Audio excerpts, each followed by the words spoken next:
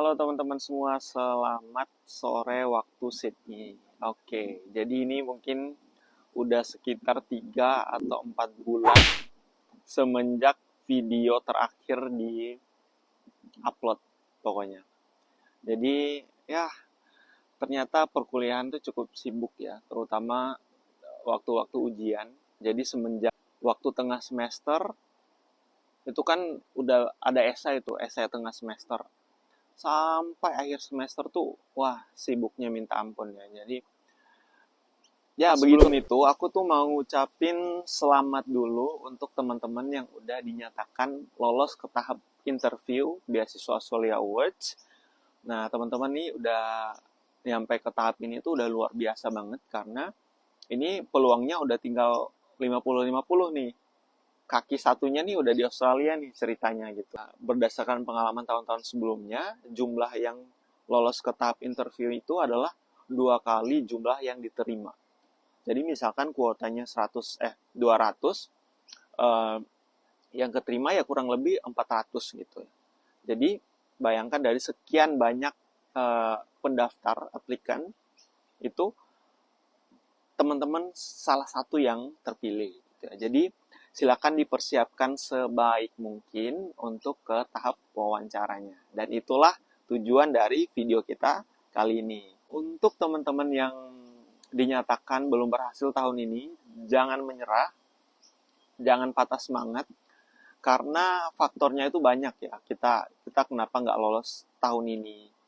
Bisa jadi karena memang fokus areanya belum cocok sama program studi prioritas Australia Awards, atau memang mungkin portofolio kita itu belum cukup meyakinkan gitu ya bahwa kita tuh pantas gitu ya.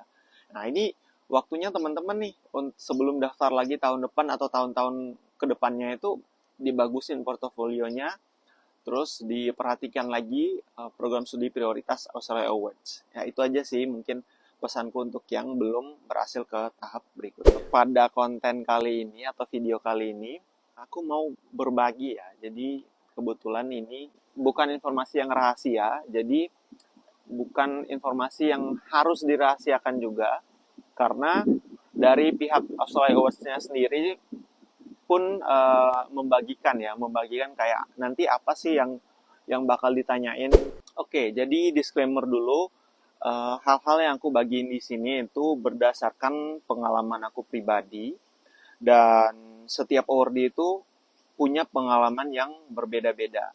Jadi gunakan informasi yang ada dalam video ini sebagai salah satu informasi, bukan informasi yang paling benar atau yang 100% bakal ini nih gitu. Gak gitu ya. Jadi silakan cari-cari informasi di tempat yang lain juga gitu ya. Nah, sebelum kita masuk pada hal-hal apa saja yang harus kita persiapkan mengenai antisipasi, apa aja yang harus kita antisipasi pertanyaannya, kita harus tahu dulu bentuk daripada wawancara itu nanti kayak gimana sih. Mengenai teknis daripada wawancara nanti, setiap aplikan tuh 30 menit. Nah, 30 menit itu 5 menit pertama itu untuk opening dan introduction. Terus 20 menit berikutnya itu adalah interviewnya, dan 5 menit terakhir itu adalah Q&A gitu. Pewawancaranya itu ada 3 orang nanti. 2 orangnya itu dari Indonesia, terus satunya itu pewawancara dari Australia. Berikutnya itu adalah kriteria yang dinilai dalam wawancara. Jadi ini udah dibagiin juga sama Australia Awards ya, jadi bukan rahasia juga. Ini ada 3 hal yang bakal di-assess atau yang bakal dinilai dalam wawancara. Yang pertama itu adalah academic competence. Jadi di dalam academic competence itu pertanyaannya itu seperti how do you choose the right program and uni, terus what's the relevance with our previous experience, kayak gitu-gitu. Nah ini nih ketulis di handbook ya, bukan aku buat sendiri ya. Terus yang keduanya itu adalah professional and personal leadership attribute. Nah, di sini itu pertanyaan tuh kayak how have you contributed to solving a challenge, yang mana ini sebenarnya udah ada dalam esai kita, cuma nanti dielaborasi lagi dalam interview itu, dalam wawancaranya gitu. Terus yang ketiga kriterianya adalah Potential future impact. Jadi kita itu bakal benar-benar bisa berkontribusi nggak sih? Bisa benar-benar memberikan timbal balik nggak sih? Kayak gitu. Itu pertanyaan itu kayak how you intend to use the knowledge, skills, and connection gitu ya. Yang kita udah dapetin dari perkuliahan. Terus yang berikutnya itu what impact do you believe your study will have on your career, life, and community. Nah, jadi itu pertanyaan-pertanyaan dasar yang sebenarnya udah ada di dalam esai kita. Oke, jadi sekarang kita masuk ke tahap yang paling ditunggu-tunggu nih, yaitu apa-apa aja sih yang bakal ditanyain nanti. Aku udah ngelis yang menurut aku tuh penting. Yang lain pun penting, tapi ini mungkin rangkuman pertanyaan-pertanyaan yang sebelumnya tuh pernah aku buat, dan juga beberapa pertanyaan tuh yang benar-benar ditanyakan gitu. Disclaimer dulu, aku nggak bakal ngasih tahu pertanyaan spesifiknya itu kayak gimana.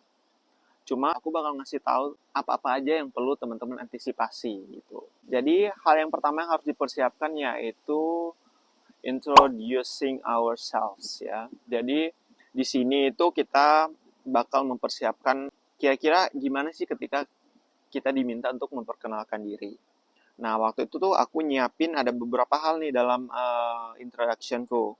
Yang pertama itu adalah asal, dari mana, terus latar belakang pendidikanku apa, latar belakang pekerjaanku apa, terus passion yang berhubungan sama isu yang aku angkat di dalam aplikasiku. Nah, silakan teman-teman kreasikan sendiri, jangan hanya berpatokan pada apa yang aku sebutin ya. Nah, lanjut, hal yang kedua yaitu why we choose the program and uni. Nah, seperti yang aku udah sebutin sebelumnya, ini tuh salah satu yang dikonfirmasi sama pewawancara. Satu hal yang menurutku tuh penting dan perlu kita highlight, yaitu skill and knowledge gap. Jadi, isu yang kita angkat itu kan ada nih langkah-langkah penyelesaiannya. Kita itu mau menjadi bagian dalam menyelesaikan hal-hal itu. Nah, untuk menyelesaikan isu yang kita angkat ini, langkahnya A, B, C, D, E. Nah, untuk melakukan A, B, C, D ini nih, ada skill set, ada pengetahuan yang dibutuhin. Hal-hal ini tuh aku dapetin kalau aku lanjut studi di Universitas A, program studi A gitu. Nah, itu yang teman-teman perlu elaborasi nih. Tapi aku yakin sih kalau teman-teman nih udah masuk ke tahap interview, itu maksudnya teman-teman udah paham lah universitasnya. Cuman diperdalam lagi biar teman-teman tuh bisa ngejelasinnya itu dengan yakin dan mantap gitu loh. Yang berikutnya itu adalah nomor 3 ya. Ini adalah strength and weakness. Nah, ini sebenarnya nggak ada pertanyaan spesifiknya kayak gimana, tapi nanti bakal muncul gitu pada satu wawancara. Entah itu dalam pertanyaan yang lain, yang dimana di dalamnya itu membutuhkan kita harus ngejelasin kelebihan dan kekurangan kita gitu ya. Jadi di bagian strength and weakness ini perlu highlight tentang kesiapan studi kita di Australia gitu. Entah itu mengenai budaya akademiknya kah atau kayak gimana gitu. Dan kira-kira strength kita nih apa nih gitu. Nah, itu harus di list lah. Dan berikutnya itu adalah rencana atau strategi kita untuk survive itu kayak gimana. Terus yang keempat itu adalah personal journey. Ini tuh semacam refleksi pribadi mengenai perjalanan hidup kita lah gitu. Mengenai apa aja yang udah kita lalui, apa aja keberhasilan-keberhasilan kita, apa aja kegagalan-kegagalan yang kita alami gitu. Dan kira-kira gimana keberhasilan-kegagalan itu punya impact pada diri kita. Ya, itu dipersiapkan aja teman-teman. Nah, berikutnya ini adalah yang paling krusial menurut aku ya, yang menjadi kunci dalam tahap wawancara ini. Yang berikutnya ini adalah action plan atau rencana aksi atau rencana kontribusi juga kita bisa bilang gitu ya. Nah, jadi dalam action plan ini kita tuh harus menjelaskan bagaimana kita menggunakan skills, knowledge, connection, experience yang kita dapat dari perkuliahan di Australia selama masa studi itu terhadap rencana kontribusi yang udah kita tulis dalam esai gitu. Kita harus tahu detail-detail teknisnya. Sebenarnya kan di esai udah kita tulis. Cuma di wawancara ini kita harus bisa ngejelasin secara teknisnya tuh kayak gimana. Jangan-jangan ya, kita tuh cuma nyebutin ulang apa yang udah ada di esai. Ya pewawancara pun udah baca gitu. Jadi buat apa lagi kita nyebutin gitu. Yang kita sebutin itu adalah detail-detail yang kita nggak bisa nyebutin karena keterbatasan karakter di aplikasi kita gitu. Langkah-langkahnya gimana, terus dengan siapa kita bakal kerjasama, terus organisasinya apa aja. Nah itu tuh teman-teman harus udah tahu gitu. Nanti bakal berubah, oke. Tapi minimal teman-teman udah ada rencananya gitu. Jadi di dalam esai kita tuh kan sebenarnya udah ada semacam rencana jangka pendek, jangka menengah, jangka panjang. Nah itu masing-masing daripada rencananya itu harus di breakdown lagi dalam detail-detail kecilnya. Misalkan karena jangka pendek kita itu kembali ke tempat kerja kita, ya apa yang bakal kita lakuin kayak gitu. Atau kalau kita misalkan kita balik bukan di tempat kerja yang lama, apa yang kita lakuin? Jadi kita harus mempersiapkan itu. Jangan-jangan kita nggak tahu gitu rencananya ke depannya itu kayak gimana. Jadi inti daripada action plan atau pertanyaan mengenai rencana kontribusi kita ini itu mengenai apakah isu yang kita angkat itu benar-benar nanti kita bakal selesaikan berdasarkan rencana kontribusi yang kita susun gitu. Yang keenam itu adalah knowledge about our field. Nah, kita kan udah nulis nih di esai ya, mungkin ada konsep-konsep khusus yang ada di bidang ilmu tertentu. Nah, pastikan teman-teman itu paham ya apa yang ditulis. Misalkan kayak teman-teman tuh menyinggung soal hukum perlindungan korban atau victim protection gitu ya. Ya, teman-teman harus punya punya pengetahuan itu gitu. Jangan-jangan nanti ditanya itu kita ngangong-ngangong gitu, nggak tahu gitu ya apa yang kita tulis. Padahal kita sendiri yang buat esainya. Jadi meragukan lagi nanti kan. Di bagian itu kita harus antisipasi bahwa pewawancara kita itu bisa jadi nggak sebidang sama kita. Kita nih udah boleh nyebutin hal-hal teknis, ternyata yang mewawancarain kita tuh nggak paham karena ya mereka tuh nggak sebidang dengan kita gitu. Jadi pastikan bahasa yang kita gunakan itu mudah dipahami juga gitu. Lakukan riset untuk mendapatkan general knowledge terkait bidang yang tidak kita kuasai.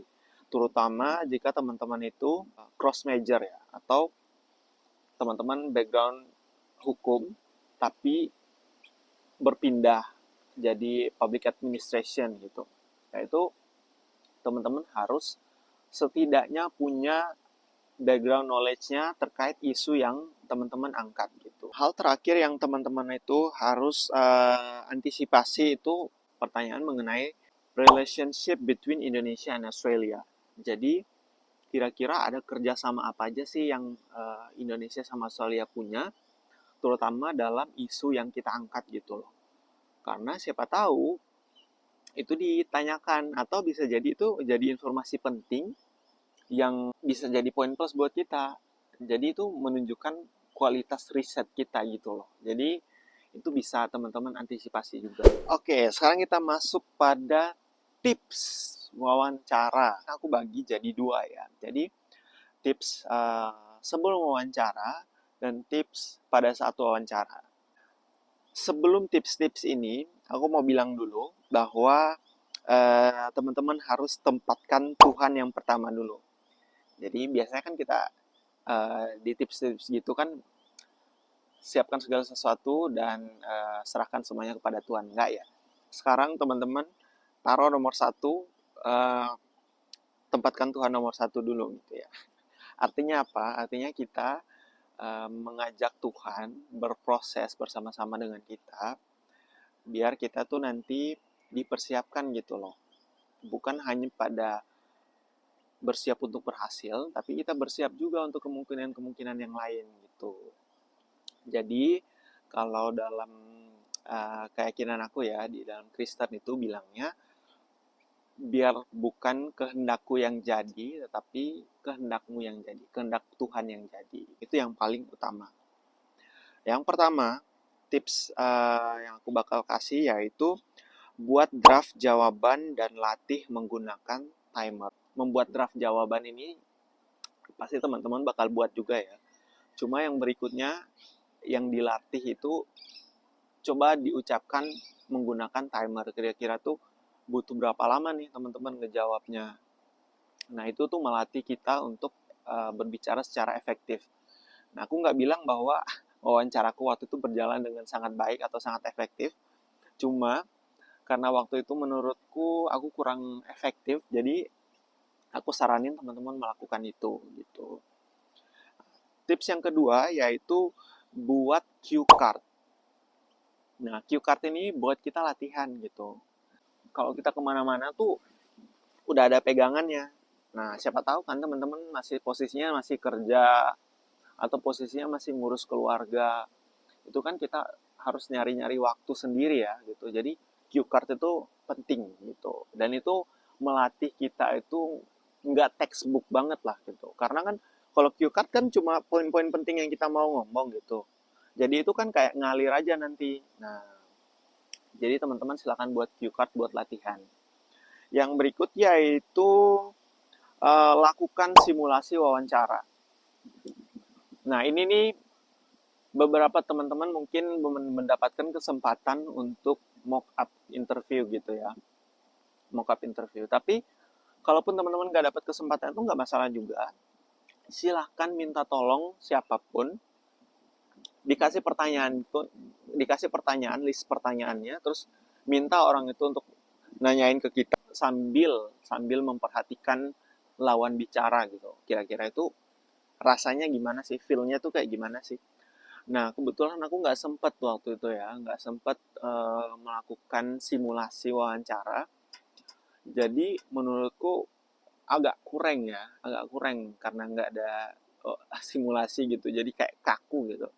Tapi kalau kita ada simulasi sebelum wawancara, menurutku itu mantep banget karena kita tuh bakal lebih siap gitu.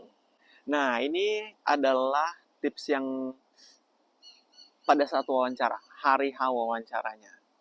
Nah, ini ya, jaga makan dan minum kalau kita tuh adalah orang yang cemasan atau gampang mules gitu, suka ke kamar kecil gitu, kalau gugup gitu, ya silakan diantisipasi gitu ya. Kira-kira apa yang jadi pemicu? Jangan-jangan nanti pas kita udah mau masuk atau kita di dalam pas wawancara kita kayak kebelet gitu ya. Itu kan ngeganggu banget ya. Jadi nggak bisa konsen gitu. Jadi silakan diperhatikan.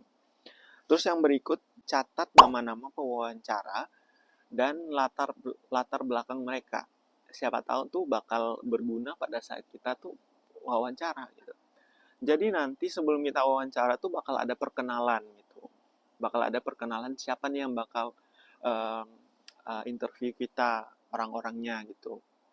Berserta yang nggak secara detail, cuma ada latar belakang singkat mereka gitu. Siapa tahu ya, dengan cara kita sedikit riset dalam beberapa menit sebuah wawancara itu, kita bisa membuat kesan yang baik gitu loh sama pewawancaranya. Kita kenal gitu loh. Jadi itu bisa jadi poin plus gitu. Nah, yang berikutnya itu tunjukkan sikap antusias pada saat wawancara. Ya, sikap antusias tuh bukan berarti teman-teman tuh berlebihan ya. Berlebihan tuh dalam arti itu sampai kelihatan fake gitu. Nggak gitu juga ya. Sebagaimana kita kalau lagi seneng aja ngobrol sama orang gitu. Maksudnya tunjukkan gestur itu maksudnya. Jadi um, jangan sampai nih ya, kita tuh karena saking kepikirannya tuh mukanya tuh asam banget, kecut banget gitu ya. Jangan juga ya. Maksudnya nggak enak juga jadi lawan bicara kayak gitu ya. Nah, yang berikut adalah jangan sampai kita memotong pembicaraan saat lawan bicara itu sedang bertanya atau sedang menanggapi gitu. Nah, kenapa aku masukin satu ini? Karena waktu itu tuh aku sempet keceplosan satu kali. Aduh, itu menurutku fatal banget sih waktu itu. Padahal ibunya lagi ngomong, aku tuh tiba-tiba ngomong gitu, nyambung gitu, padahal itu menurutku nggak boleh banget sebenarnya. Tunggu beliau selesai, tunggu dipersilahkan, atau ada gestur untuk menyuruh kita menjawab gitu, baru kita respon gitu ya. Karena waktu itu dia lagi ngomong, tiba-tiba tuh aku kayak jawab, oh iya, langsung kayak gitu, padahal beliau tuh belum selesai ngomong.